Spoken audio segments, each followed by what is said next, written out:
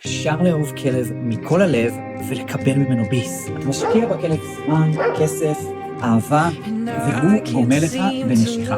אפשר להרעיף על כלב מלא אהבה, חיבוקים, ליטופים, גינוקים, ועדיין לקבל ממנו ביס. זה שובר, כי איך זה יכול להיות? אני נותן לו בלי סוף, וככה הוא גומל לי? אבל הנה החלק שפחות נעים להודות בו. לפעמים אני נותן הרבה אהבה, כי זה ממלא אותי, זה מרגיע אותי, זה נותן לי חיבור, אבל זה הופך אותו למשענת רגשית. אצל כלבים, אהבה זה לא הכל. אצלם זה חייב להתחיל באמון, אחר כך כבוד, ורק אז אהבה. לא רואה את המצלמה? שאין הנהגה ברורה, שאין סדר שהם יכולים להישען עליו, נוצר וקום, והם נכנסים לוואקום הזה, ולוקחים שליטה, ואז גם נוצר קצר בתקשורת. והנשיכה לפעמים היא הדרך שלו לוודא שהמסר עבר.